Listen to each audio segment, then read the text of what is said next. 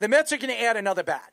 They're probably going to add a center fielder. We just mentioned two guys that are definitely guys that the Mets are going to be gunning for. Luis Robert being one of them, if he does become available. The White Sox have said, numerous amount of times, you're going to have to give us a top prospect if you want Luis Robert. And I don't think the Mets are willing to do that. Now, we'll see how the Mets work this, and obviously Stearns decides how he's going to attack this. If the Mets have a chance to win, it's this year because it's wide open. It is wide open right now. And adding 3 relief pitchers and an all-star relief pitcher, that to me, the Mets are all in. Stern is all in right now, and I think he's going to add another bat. And I know Met fans are sitting here. The last time the Mets were in a World Series in 2016, if anybody doesn't remember. 2015, 2016. And Jabba's Royals took us down. I remember that. But the fact here is the Mets have the best chance. This is the best team the Mets have had since then. And that was because of their rotation. I think it's because of the Mets' depth in their lineup. In their lineup. And their bullpen now has a lot of depth, too. Yep. And something that the Mets have not really had over the years. If you remember that years, I think Rodriguez was their closer, if I'm not mistaken. They had a combination of different guys because Familia was the closer, but he was up and down throughout the year. Then they traded for Tyler Clippard. And Rodriguez wasn't on that team? No, he was gone. I think he was with the Brewers at that point. Yeah, he was gone. Oh. Yeah, but that's what it was a couple years before. That's the pattern of what the Mets I just remember what he did to his stepfather. Yeah, his father-in-law. That was what it was. His father-in-law. That's what it was. The Mets have had that pattern for a while. They've gone after the flashy relievers, and outside of Billy Wagner, they flamed out pretty much every time that they've gone there. Now, it's worked out with Diaz, obviously, but this is a different approach that they're taking this year, finally going for a little more bullpen depth, as you see. And same kind of thing with the lineup, too. Now that the young players are starting to hit with Vientos and Beatty, they're not going to be traded. You should be happy. You're a Met fan, and I'm a lot of Met fans out there. I have a lot of Met friends. There are a lot of guys that are reaching out to me and telling me, I'm excited about this year. I'm excited for the next couple of weeks. We're going to get a chance to see the Mets make a run and have a chance to win, maybe even win the National League. Now, the Mets are going to have to go on a 10 or 11 game winning streak.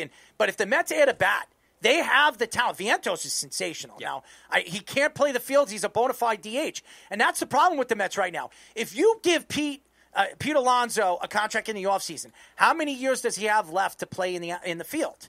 Now, he's a bona fide DH in another 3 or 4 years. Same thing with Juan Soto. How many years does Juan Soto have before you put him as a bona fide DH? That's scary, too. So Juan Soto's going to be a Met for life because he's under contract for the next, 15, 20 years. I mean, the Mets giving him those extensions that they give him.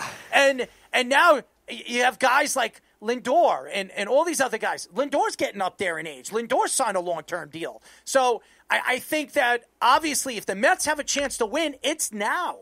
The next 2 or 3 years. And do you remember what Uncle Stevie said when he took over this team? 5 years. He said 5 years. Where are we in right now? We're technically 5.5 because of COVID. 5.5. So if there's a time that the Mets can pull off a championship win, it's now. And then what has Uncle Stevie said? Maybe I was a year off. But hey, I'm not gonna dish it and swish it. I just spend the money. I'm a billionaire. National League is not that good either. Let's be honest. Everybody talks how powerful the National League. Philadelphia looks like crap. The Mets have been up and down. Now, Milwaukee looks good, but they always look good until the playoffs. They don't have enough hitting, though. I don't know. Now, if Milwaukee has a bat, if they go after Suarez and they put him in the lineup, that could be scary. Yep. They had a bat like that. I mean, the Dodgers are going to be good. We already know the Dodgers are going to be scary if they can get healthy. There's really nothing out there that tells me this is a year where we're going to guarantee the Dodgers are going to win a World Series or maybe the Yankees come out and win a World Series. I don't see it. I think we're going to see a surprise in the World Series this year. I don't think we can really make a decision on who's going to support the National League and who's going to play for the American League. Yeah, there's too many extremes right now when you look at the National League because the Brewers, I don't know if they have enough offense. The Cubs have the best run differential in the National League, but I don't even know if they have enough pitching right now, and they haven't really done enough addressing the pitching right now.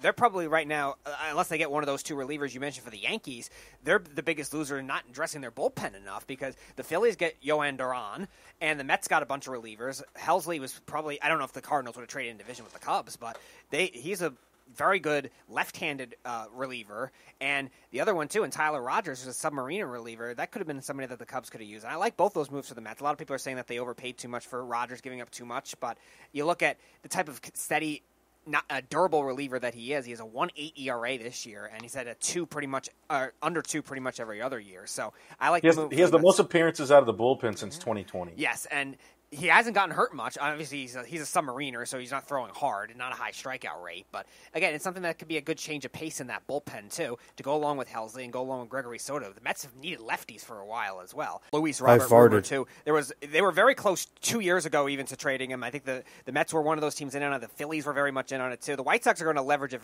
pretty high. And I remember I wanted Garrett Crochet last year because I always said the Mets should trade for a younger pitcher that they can sign eventually down the road. And they never did it for a while. Now, granted, they've hit some good gems with their pitching and they've made it work, but the White Sox apparently wanted Vientos in the deal, and now they're saying they're going to look at it to circle it around Acuna. So it'll be interesting to see how that develops, but that should be the move that they do make. That's the power move they need to get over the top. The starting pitching is the real thing.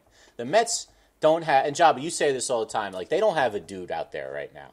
Kodai Senga, you can't, he started the season Could you great. abbreviate what dude means?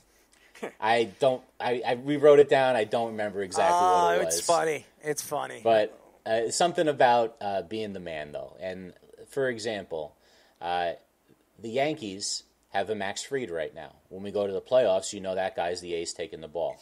I don't know if I trust Senga to be that guy. I don't know. Minaya hasn't been back long enough. I like Minaya, but I don't know if that's enough. And plus, lefty, you like having that, but I don't know if that's everything. And then Peterson's never, gone this deep into the season playing this well before. Not and then that you got many two innings, guys no. who you don't trust in Montas and Clay Holmes, who Clay Holmes has completely fallen apart from how he started the season, which we know because he was a closer before this year. He was never pitching this amount of innings. If you can maybe bundle one of those back-end guys with some of these prospects, the dude out there right now is Joe Ryan. Joe Ryan That's is the best best big swing I would want pitcher. them to make. I don't know if they will, though. If you're going to make a big swing. Gallen, his numbers have been trending down for a couple of years. He's really a below-average pitcher this year. Alcantara doesn't look like the same guy. Fish, you said it. You said it best. If the Mets have a chance to win right now, they haven't won since 1986, and this is the year. If you add a pitcher, you have a chance to get over the hump and go to the World Series. Why don't you do it? This is your best chance to win. You're right now on your roster. If you match your roster against Detroit or the Blue Jays or even the Astros, your roster's just as good as any one of them. So if you could get out of the National League and you could beat the Dodgers or whoever you face off moving forward in the playoffs, you have the best chance to win a World Series in over, 25, 30 years. So yeah, and Fish, to bring up a point too with the way that the Mets have done with their pitching recently, it's still worth it at the right price to even consider one of those types of pitchers. Gallen still has better stuff than probably you would think that 2024 Luis Severino did, coming off his worst year of his career too. Like, yes, Gallen has trended downwards too, as is Alcantara. I'm a little worried about him coming back more than I am with Gallen because I think Gallen's stuff is still aided well, but they don't have enough guys with length too. That's the only thing that does concern me because even as good as Peterson's pitched, he outside of recently he's had a couple of starts where he's provided length. There's not been a lot of those kinds of things. Probably Merrill Kelly is the one you would think maybe could provide length as a veteran guy. Maybe that's the move the Mets make.